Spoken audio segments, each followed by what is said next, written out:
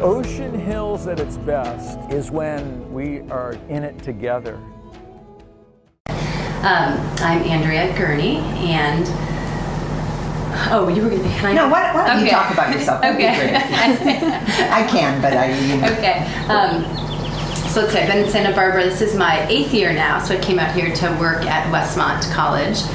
So I teach there part-time, and then I have a clinical practice in the community.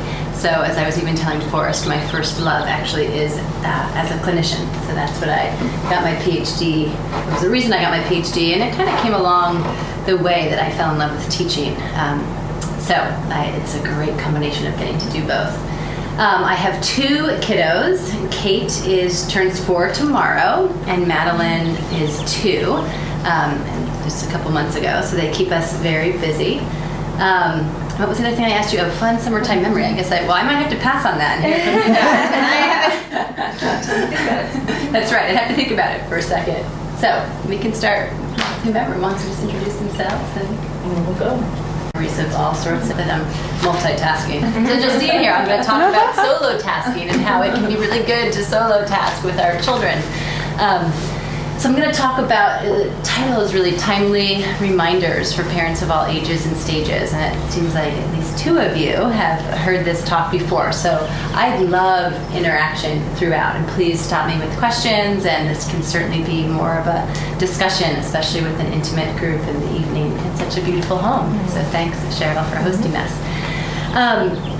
And I always think when I'm with a group of parents and moms of truly parents of all ages and stages, I always think there's such collective wisdom that is found right here in the room. So I'd love to hear from you guys in regards to that. And I would say, I'm even starting off with some more somber statistics here, but we will certainly move to then 10 points that I'm going to make that I truly do think are great reminders for parents of all ages and stages. But so bear with me through some of the more sobering and at times shocking statistics. Because I do think currently we live in such challenging times as parents. I think there's so much literature out there about different ways to parent. Attachment parenting, aware parenting, the Brazelton way, the Sears way. We are bombarded with material, with books, with kind of different parenting talks and shows and newspaper columns. I think even within the research in the psychological field, there's so much out there about to spank or not to spank, to let them cry it out or not, discipline with rewards or without rewards. I mean, you truly can find evidence for all sides. And so I often think, man, how can parents navigate this when we're getting bombarded with so many different ways in which we can approach parenting? And then even more than that, I think what makes the time so challenging is just the culture that we live in today. And there's so much competing for the minds and the hearts of children of all ages. And certainly I know in my clinical practice, when I do a good amount of work with children and adolescents, I'm reminded of all of the images that they are truly bombarded with and so many things that are competing for their hearts and minds. So I'm going to go through some statistics of what we even know, some recent stats about what they are getting bombarded with. First, the fact that the average preschooler spends the same amount of time in front of the television as they do playing outside. It's much different from, I think, even just hearing your experiences of a favorite summer memory. Most of them had to do with camping or being outside, and today we're seeing the average preschooler spends just as much of screen time as they do outside. 2/3 of children under the age of 2 spend 2 hours a day in front of the television, whereas American Academy of Pediatrics recommends 0 for kids under the age of 2. And yet we know, that a lot of kids, a lot of 12-month-olds are in front of the TV for 2 hours a day. Over one third of children under the age of 6 have a television in their bedroom. What? Say that again? Yeah, so over 1/3 of children under the age of 6 have their own personal television in their bedroom. Right? And then we think of the things that are on TV, right? And just what they can have access to. But then this, I think, let's fast forward now to teenagers. I guess yours are more in their 20s, but a teenager, the average teenager in the U.S. spends 17 hours a week online, and that's excluding email, 14 hours watching TV, 12 hours listening to some sort of music, so just plugged in, and 8 hours on the phone. So about 51 hours total a week for the average teenager of some sort of technological distraction, if you will, or screen time.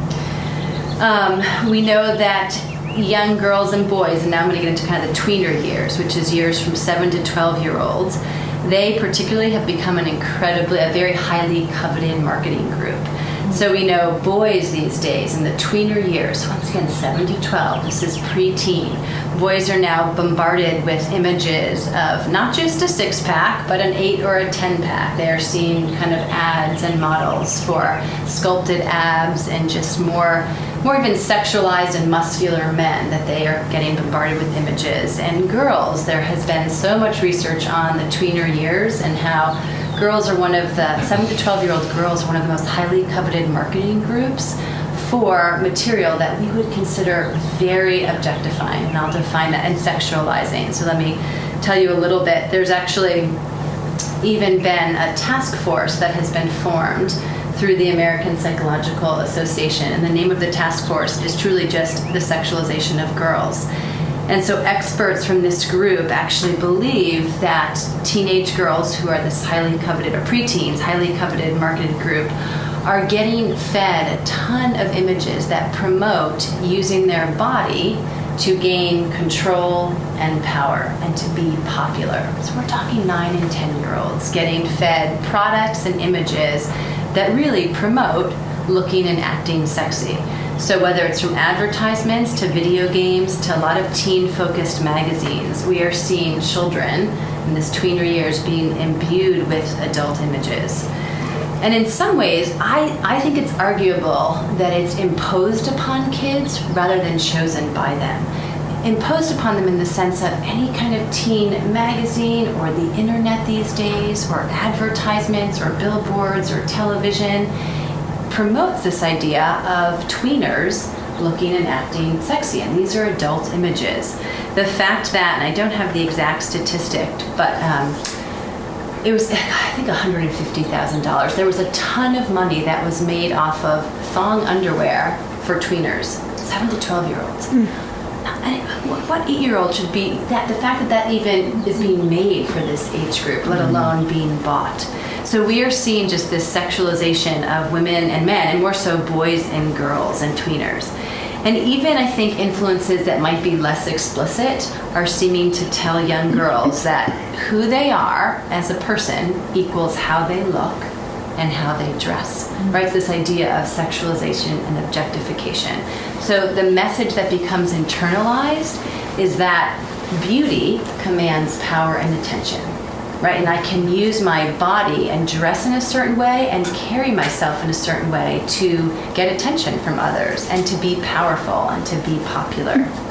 And what are the consequences of this? And this is where this task force that's been recently formed is really showing. Studies repeatedly showing that self-objectification, so girls learning to think and treat their own body as object of someone else's desire, right? So that's really self-objectification, is just saying, we learned that my own body is really for somebody else and for somebody else's desire.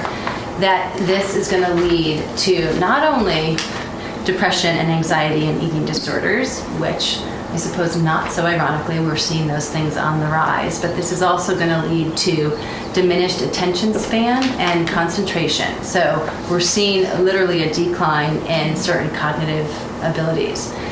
There was a fascinating study that was done, and this wasn't with tweeners, although I'm waiting for it to be replicated with tweeners, that was done with college-aged women and men. And what they did is they had them try on either a swimsuit or a sweater in a dressing room. Picture your typical dressing room. And as they were in that dressing room by themselves, but with a full-length mirror, they were given a simple math test. So they had to wear whatever object they were trying on for about 10 minutes to complete this math test. Both girls both college-age women and men, young girls or young women, young men. What do you think they found? That when they took the math test, whether they were in the swimsuit or the sweater, do you think there'd be any difference between the young women and young college-age men? On regards to cognitive performance? Any guesses? I think they'd score higher in a sweater. That's exactly right. Or to put it the other way. I would score higher in a sweater. Well, right. Their cognitive performance declined when they were in the swimsuit. That's exactly right. So when they were in the swimsuit, and by the way, just for the college-age women. So the men had no difference in their scores whether they were in a swimsuit or a sweater. But for the women, they scored lower when they were wearing a swimsuit.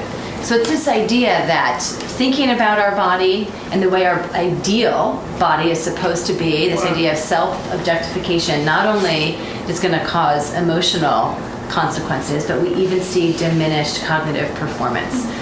And and so there was a lot of more fascinating studies that came out thinking, oh, this doesn't just affect depression. This doesn't just lead to things potentially like depression and anxiety and eating disorders. And studies show us over and over again, it does indeed lead to those things in the emotional domain, but it also affects just our cognitive performance, especially for women.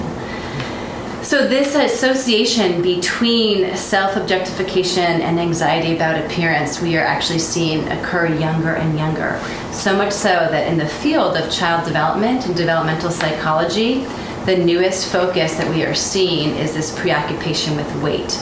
Now you might think, what do you mean, Andrea? It's not, we've always been preoccupied with weight. But we're actually now seeing that children as young as age 5 and age 6, girls are worried about becoming fat at age 5 and age 6. And that's what I mean. This is the newest development in child development. Not adolescents. We're talking 5 and 6-year-olds are now worried about becoming fat. And 40% of 8 and 9-year-olds are on some sort of diet trying to lose weight.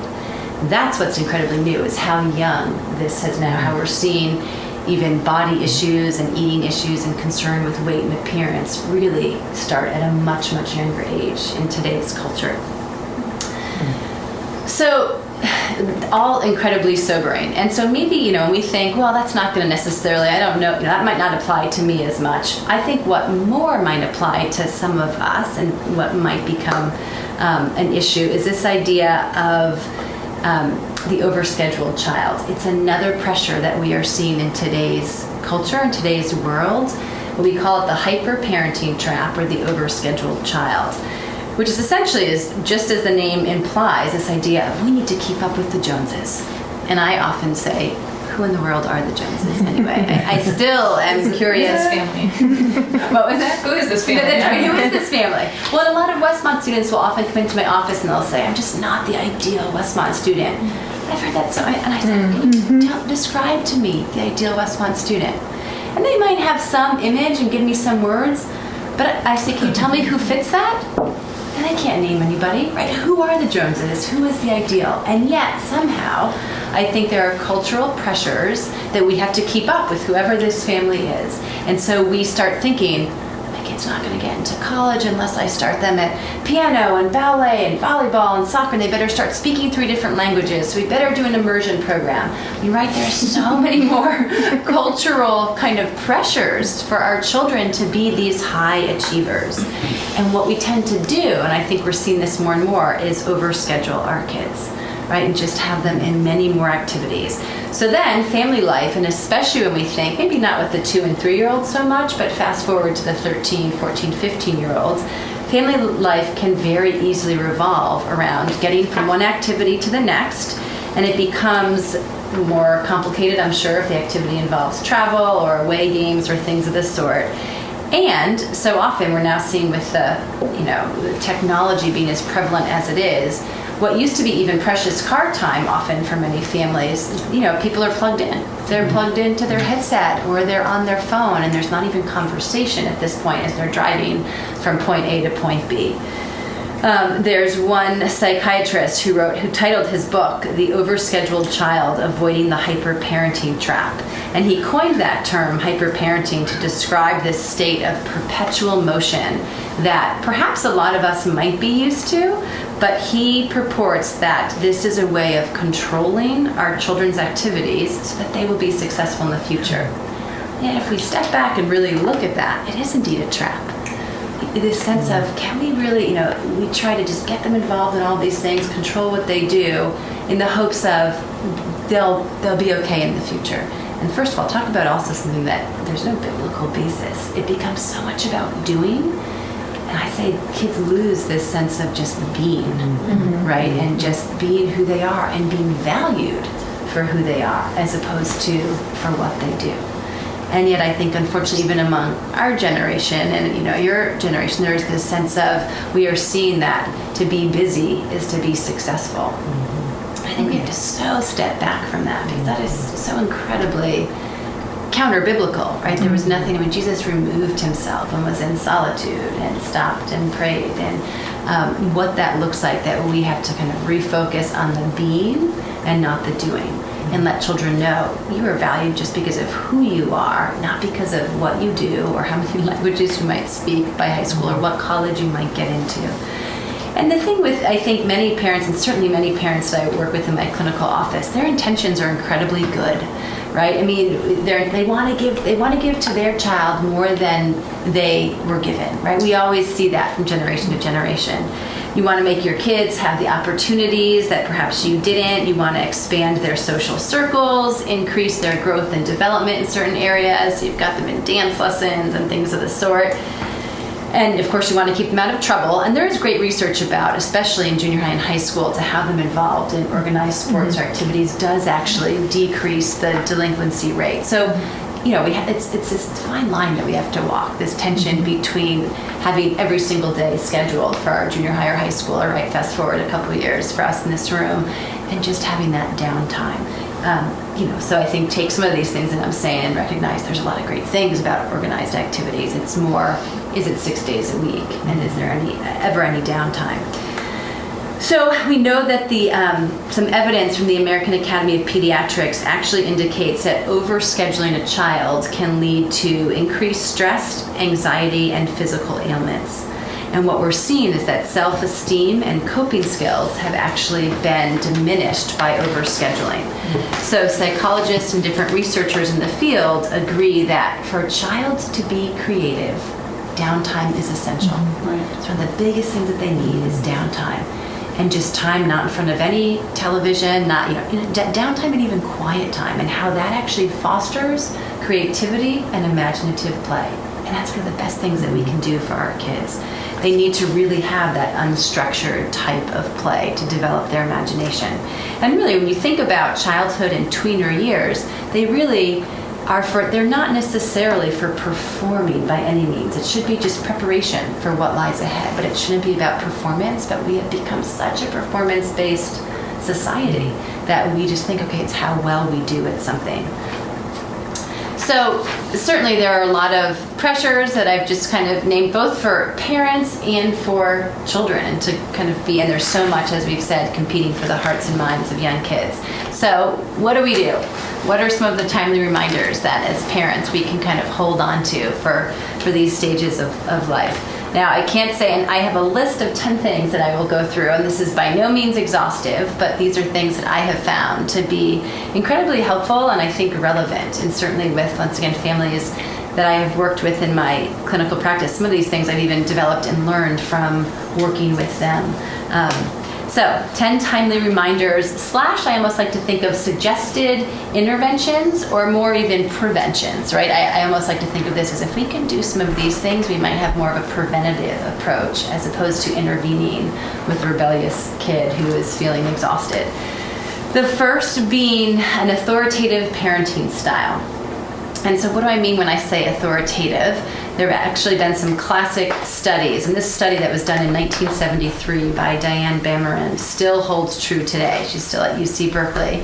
And she looked at parenting styles and identified 4 different types of parenting style: authoritarian, authoritative, permissive, and neglectful. And found that authoritative, which is this combination of firmness and warmth, has the best outcomes for children. So, and I'll briefly describe the 3 others and then just repeat what authoritative is. And it's played out different in every family. But point is, so authoritarian, she found, was just kind of a parent who, my way or the highway. This is it. Don't ask questions. This is what you do. And don't question mom or dad, otherwise you're in trouble. So my way or the highway was authoritarian. And kids actually, the outcome of that, this longitudinal study that she did for more than 20 years, found that kids actually, when they were teenagers, if they had authoritarian parents, they tended to be more dependent. They tended to actually be more dependent. They had a very hard time making decisions on their own. No surprise there, right? Because they were always just told what to do. And they actually got outside the home, they tended to get more in trouble with peers. They had really difficult peer relationships and also a difficult time with authority, surprisingly, if it was outside the home. So there was this increased dependence. They often found that in their 20s, the children had returned home to live with their parents. Difficult time making decisions, estranged social skills, right? So that was the my way or the highway. Let's skip to permissive was another type that Bamron found. And the permissive was what I think of today would look like a friendship model. And here's the thing, it can become a friendship model when kids are in college and beyond. I think it switches. But young children, tweeners, high schoolers, they don't need a friend in their parent as much as they need a parent in their parent, someone who's going to discipline them and give them firmness, help them set boundaries, and also provide, warmth to them and love. So I think we see more and more how parents, and I see this especially with parents who are teenage parents and parents in their early 20s, who just want to be friends with their kids. They want to be the cool mom or the cool dad. Generally, we also see that those children tend to not be as independent. They tend to not be able to self-soothe very well, which is an interesting outcome that those children have of permissive parents. And do okay in friendships, but we actually see more of a cognitive decline. When they were tested later in life cognitively, we see more deterioration in cognitive skills, which is interesting. Another style was neglectful, and neglectful, it was truly just the worst outcomes for everyone. Neglectful is just parents who provided for you your basics, but didn't really emotionally meet any of your needs. And these kids ended up being rebellious, often got involved with alcohol and drugs, more in trouble with the law. But the most favorable parenting style that Bamron found was this authoritative style. And what's authoritative, saying that the parents are the parents. They provide discipline. They're a structure. The kids are aware of it. So they're the disciplinarians, but they also provide explanation. So instead of a my way or the highway, it's no, you cannot do this, and let me tell you why. And then that will change. That authoritative style, from a 2-year-old as opposed to a 12-year-old is going to look different. There's going to be more back and forth and more discussion. But it's idea of there's still discipline and firmness and structure, but it is done with warmth and with love and with explanation that you give your child. And that has the best outcomes. Kids who are grow up to be more independent, social skills, easy to make friends and engaging, and also cognitively score better on tests. So the authoritative parenting style is something to be mindful of. The second thing is what I say, just look for opportunities to support mastery. And what I mean by that is, it's so easy to often be nagging our kids, just telling them, do this, and then, and I think as they get older, don't forget your backpack, do your homework, wash your hands before you come to the table. I hear just kind of some of the basic, arguably mundane things, but kids, especially junior high and high school, just often feel like, oh man, do they ever let up? I hear that so often in my clinical office from kids, especially when their parents aren't there. They're just like, man, mom or dad, they're always on my back. And I'm telling you, I learned so much from my clients. I kind of file these things away. But look for opportunities to support mastery is just saying, what is it that as parents, we want to reinforce what I call islands of competence. And Robert Brooks actually talks a lot about islands of competence as well. So this idea of what are they good at? And can we find ways to reinforce it? So looking for opportunities to support mastery. Yeah, is that your cat? No. Oh. Well, there's a cat wandering in. Smells that apricot tart. That's right. That was fantastic.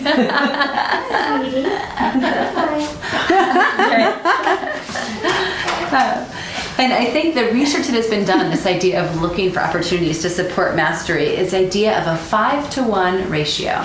And what do I mean by 5-to-1 is that there should be 5 positives for every 1 negative when we think of what actually promotes positive self-esteem.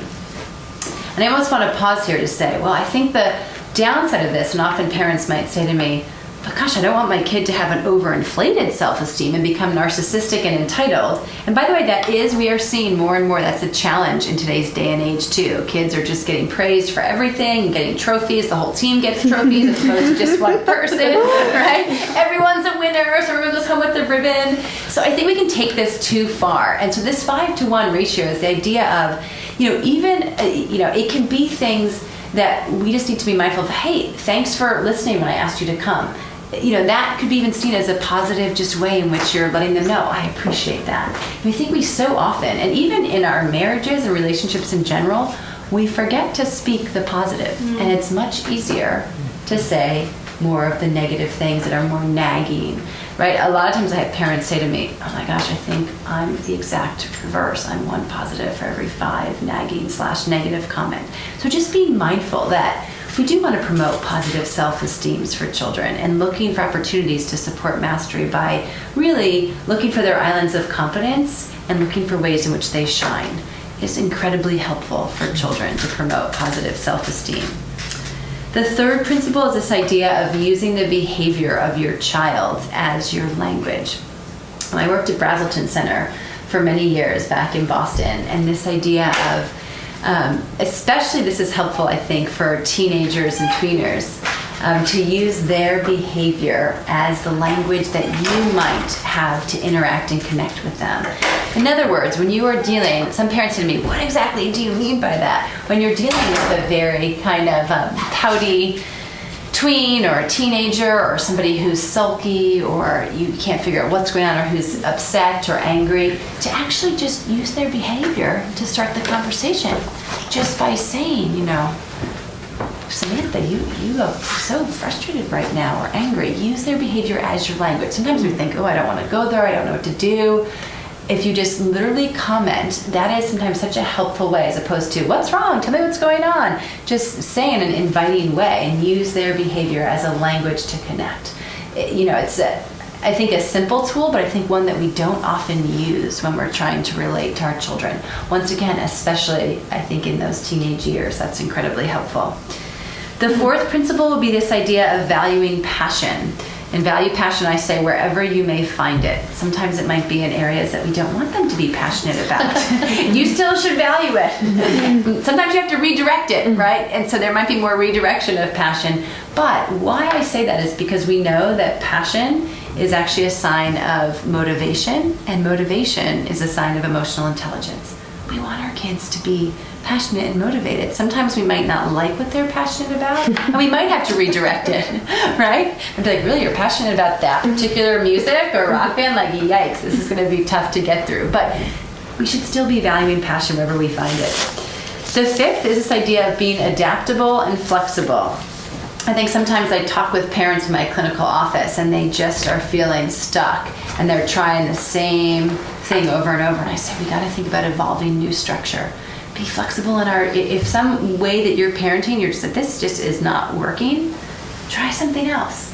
Now I say that and being very aware that many of you are parents of young kids. I think there's also a sense with young kids that I always say, give it 3 to 5 days, right? I always have a minimum rule that if you're going to try some new sort of discipline or crying it out method or whatever it might be, to give it a couple days for it to actually to see what the outcome might be. But generally, I think as parents, this idea of being adaptable and flexible is really helpful in parenting. And to also, along with that, just to choose our battles. What does it look like? That some things just aren't worth battling over, even if in our mind we think, there's some things we should hold our ground, and there's others that we should just let go. And choose those battles and be flexible in that. The sixth point that I would make is this idea of be unproductive for a day. I think it is so important, especially given some of the things that we talked about or I mentioned earlier, this idea of how we can be so overscheduled and we can look at our calendar and there can be something going on every day and every evening. And a lot of them are great things, right? I mean, it could be a Bible study or a different, barbecue or getting together with these friends, but what does it look like to be unproductive for a day, especially allowing time for play? Unstructured family time is, I think, one of the most valuable things that children can see and can engage in. And I don't mean to sit in front of the television for unstructured family time, but rather as a family to go take a walk, or as a family to go take a hike, or just go for a meander to your favorite park in the middle of a Saturday afternoon, play a board game, go to the beach, have a picnic together, whatever it is that you all enjoy doing. Just enjoying each other, and especially your children, for who they are and not what they do and how they perform. And just enjoying being together and modeling that for them in the sense of not having any plans and being unproductive for a day. Because we know that when we can be unproductive and just play and be together, we're building relationships. And that's going to be an important piece of this. To not let activities take the place of relationships. And certainly when you guys just even shared your memories of childhood, it was kind of family times, even in the car, driving, right? I mean, just getting and being together. We didn't have all of the distractions that we now have, and how memorable that was for each one of you. Kids need to see that, and kids need to still have that idea of, I've got just the attention of mommy and daddy as we're, taking a walk, or as we're just playing together, whatever it is that we're doing to build relationships. The 7th point would be 15 minutes a day of talk time. And I think this is especially true for those who have junior high and high schoolers, but you can certainly start practicing this even before then. It looks different when the kids are 18 months and 2 and 2.5. But when our kids are a little bit older, 15 minutes a day talk time. And the rule is, it can't be about chores. It can't be about homework. It can't be about, when the doctor's appointment is, or when the haircut is, or when we're going to go and get your new shoes. So it can't be about any kind of errands or chores or homework or discipline. Just being together and talking for 15 minutes a day, which we could say arguably sounds incredibly easy. I actually give a homework assignment to many of the couples that I work with who are having difficulty, and at some point, usually in my first or second session, I give them this homework assignment. They think this is going to be no problem. They actually find, oh my goodness, because I set parameters for them as well. It can't be about chores, it can't be about money or the finances or taxes. And all of a sudden they're thinking, wow. And 15 minutes, by the way, isn't much, right? But think of how busy life might be if we fast forward a couple of years, not for all of you, some of you are already in that stage, right, of having 11 and 19. 11, yes. Right, so what does it look like to just spend 15 minutes a day talking with them about life, about their day, and just being together? The next point would be to listen and make communication safe. And I think actively listening is one of the more difficult things that we as relational beings are called to do. Often I have found that one of the basic reasons that we don't communicate honestly with one another, and by the way, this applies as well, not just to the parent-child relationship, but to spousal relationships, I find, is that one, we're afraid of losing one's love, or we're afraid of retaliation. And kids especially sometimes can learn that, oh my gosh, bad feelings? Not good. I shouldn't express bad feelings, because what's going to happen when I do? Is mommy or daddy going to be upset with me? Are they going to get angry at me? Are they not going to love me as much? Kids truly, if they see a family that does not model how we can talk about emotions and even anger or sadness or disappointment or frustration, then they're going to get the message of, oh, maybe I guess I can't talk about those things. That's not good. And some kids, I have even heard a very insightful 5-year-old at one point say, but if I'm angry, mommy's not going to know what to do with it. It's going to really hurt her. Mm-hmm. This idea that child had internalized, oh, being super angry, that's not going to go well in my family. I'm not allowed to be angry. And so if that's the message that we're giving, communication is not safe. It's not going to happen. Whereas if we can model, one, that we are actively listening, and at times even naming for our young kids, gosh, it sounds like you must feel really, name 3 feelings. They'll correct you if you're wrong. Even young ones will correct you. Literally, my 2-year-old said, no, Mom, I'm not angry, I'm frustrated. That's what she said to me. I was like, oh, fair enough, we're making a distinction. I'm like, she is a psychologist's daughter. We're distinguishing between anger and frustration, right? It was great. I loved it. My husband's like, that's impressive, isn't it, for a 2-year-old? I'm like, yes, it is. But, making communication safe, letting them know all feelings are okay. Because kids sometimes experience incredibly strong emotions, especially the kids at the ages of some of you guys have. And I loved that Barry Brazelton used to say, when they're having a full-blown temper tantrum, rest assured, their CNS, their central nervous system, is developing. So I have literally taken deep breaths and told myself a couple times with my youngest, who's incredibly feisty. Oh yeah, at 11 months, I remember my youngest just pounding on the floor, and I'm thinking, I literally was like, central nervous system is developing right now. Deep breath, let her know that's okay. She can get this out and everybody's safe and it's okay to feel this angry, right? And so what that looks like, but often with parents, we can, unfortunately, I've seen it far too often happen that parents can give the message of, no, anger's not allowed.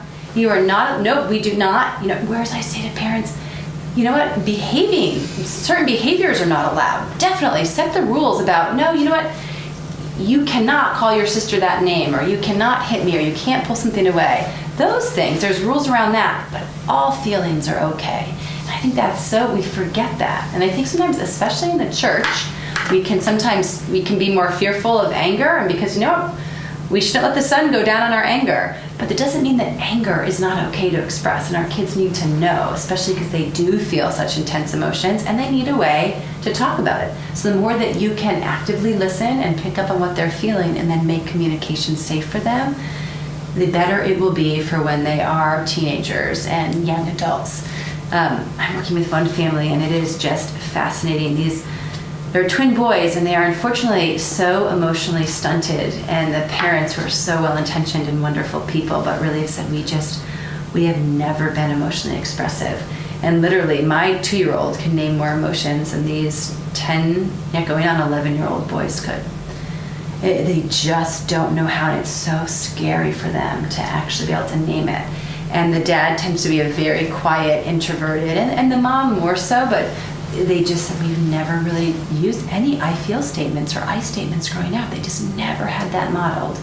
So I think more and more sometimes I say to parents, even of young children, you must feel so, like when your 2-year-old's having a tantrum, gosh, it seems like you're feeling, start talking about these things, start connecting behaviors with emotions, start letting them see when you're frustrated, saying, oh, I'm so frustrated, I can't get this to work, and still model, like, okay, it doesn't mean I go and hit somebody or whop the thing. I just kind of name it, and I might just be like, oh, clench my fists and let go. Let them see that. That is so good for them to see, because then all of a sudden they realize, okay, I can feel angry or feel frustrated or mad, and it's going to be okay. It's not mommy or daddy are not going to be overwhelmed by my strong emotions. So making communication safe. And then the second to last thing, perspective taking. And I think perspective taking, the main thing I would say about this is to just do it.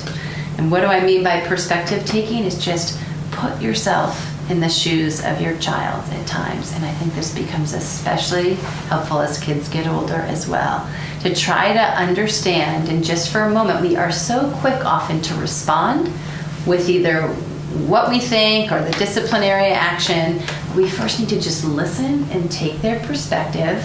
And I often say to parents, and just repeat what you've just heard them say.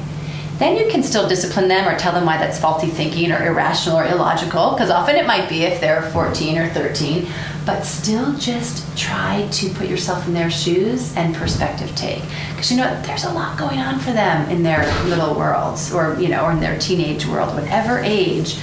There's a lot that's happening in their own body, certainly with teenagers in their social realm, academically, and heck, when they're start to be at school age, we don't know what happens for 8 hours of the day.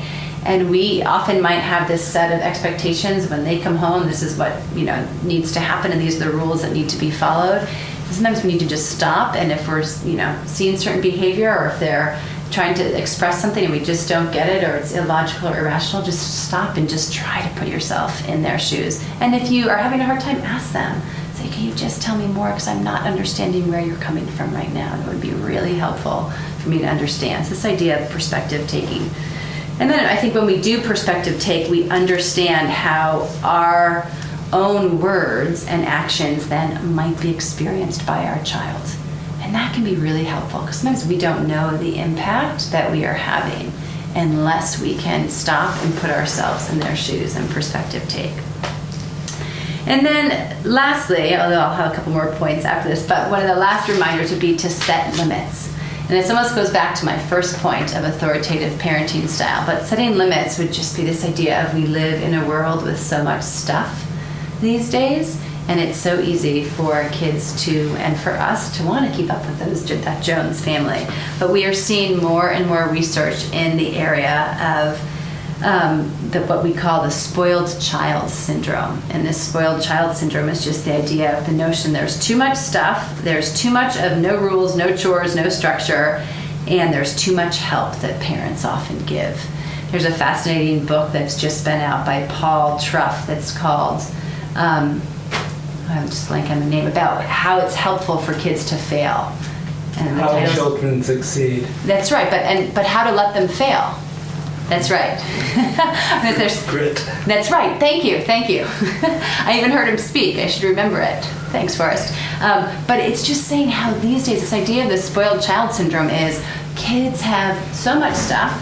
Kids are having so much help at times because parents are wanting them to do well, that often they're not failing, and how they need to fail actually to develop perseverance, to develop grit, and to go on to be successful.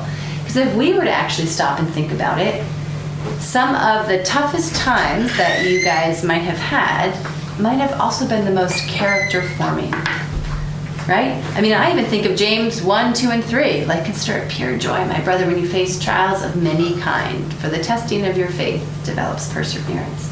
I think in some ways, that's what we're seeing researchers say of, it's okay to let kids fail. Don't jump in and rescue them all the time, because that's going to lead to a spoiled child syndrome and entitlement. And helicopter parenting is becoming all too often the wave these days, the rage and the wave these days. I literally have gotten, I can tell you numerous stories about this, but I'll just say one quick story about an anonymous call I got from an anonymous parent, and left a very long voicemail on my Westmont phone. This was about 2 years ago. So it was pre-tenure for me, so I thought, it was right when I was undergoing tenure review, and I thought, well, I better pay attention to this and send this on to somebody. But it essentially went on and on to say, they didn't name if it was a son or a daughter. They were very intentional to just say, my child is in your general psychology class. Loves it, you're one of the favorite professors, this parent's going on and on. However, can you please provide study guides for your exams? Because it seems like there's no study guides that you are giving. And I honestly just thought, what? This parent, who I don't know who it is calling and telling me to provide more study guides for the exams that I'm giving in my class. I mean, it was a little bit, at first I thought, should I do something about this? They sounded very serious. Are they going to report me to the provost? But they're not even telling me who they are. But it's this idea of, oh my goodness, talk about a helicopter parent. Yeah. This person could have this student should have come to me and said, I would love it, or do you think you might be able to? I'm very open and approachable in my class. We talk about these things. I was shocked. Then I thought, okay, helicopter parenting, right? I suppose I shouldn't be that shocked. But this idea of, I think, it really speaks to the spoiled child syndrome leads to the spoiled college student who just expects that things are going to be handed to them. They're not going to have to work too hard. And that, if something goes wrong, mom or dad will come to the rescue.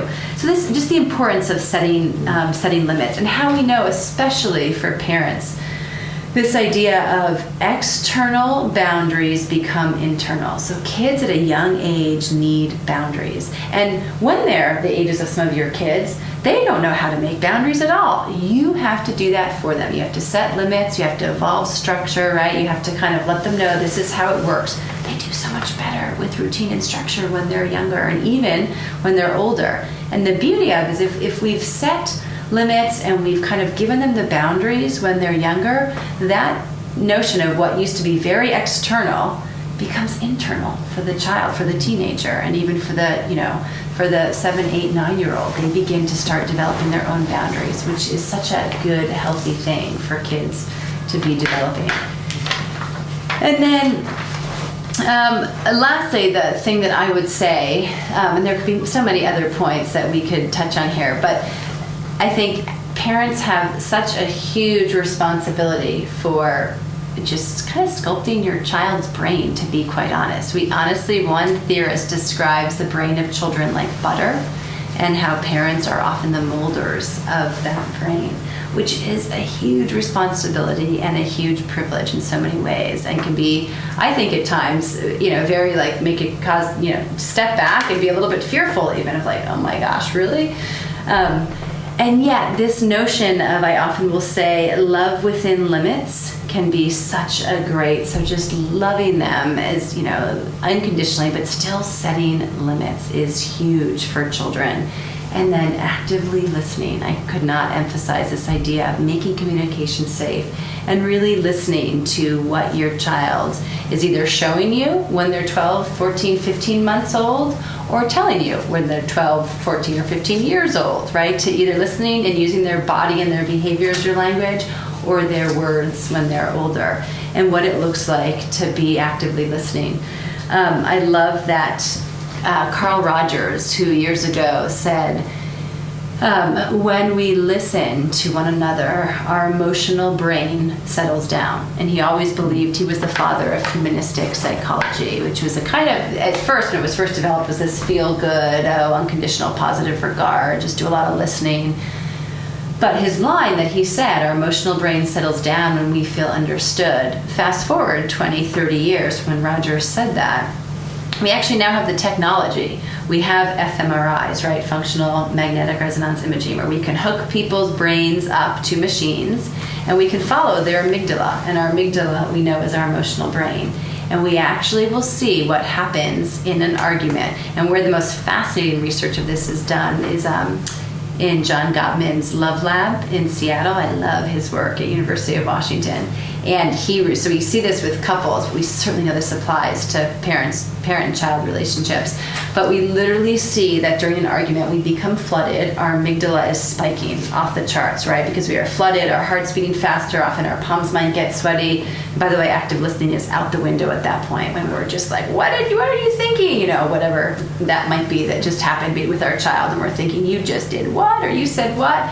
We become emotionally over-aroused, right? And so once again, active listening tends to just go bye-bye when that's the case. But what we know when we say to our child who's flooded, or when our spouse says it to us, if you think about it, when whoever's flooded, if somebody just can do what I often think a therapist does in session, just says, oh my gosh, that must have been so embarrassing, sweetie, when you were at that party and that just happened. I can't imagine. Somebody just, before we offer solutions or before we tell them how stupid they were to have that extra drink or to mix drinking and whatever it might be, before we get into that mode, just to repeat back and understand.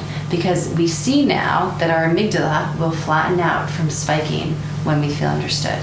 Right? So this idea of our emotional brain settling down when we feel understood, we literally see now with technology and with kind of the medical advances that we've seen in the field of neurology and even just neuropsychology. So it's such cool research out there, this idea of when we listen to one another, and instead of just quickly responding, especially as parents, we can be quick to just discipline or tell them what a silly choice that was, when we actually just try to repeat back what we just heard and attach a feeling to it if your child's not able to, him or herself.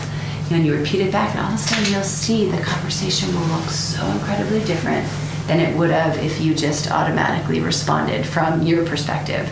But because all of a sudden they're going to take a deep breath and they're going to feel a little bit more understood, and then the conversation can proceed. So this idea of you guys being sculptors of your children's brains, but how helpful it will be when we can actively listen and understand one another. And I'm going to end with this quote that is not from a faith-based perspective, but I've always loved it, and I think I have often related it to our Heavenly Father. And I don't even know who said this quote, ironically, but I came across it years ago, and I've always kind of held on to it. And this is, when a child is held in mind, the child feels it and knows it. And there is a sense of safety, of containment, and most important, existence in that other, which has always seemed so vital.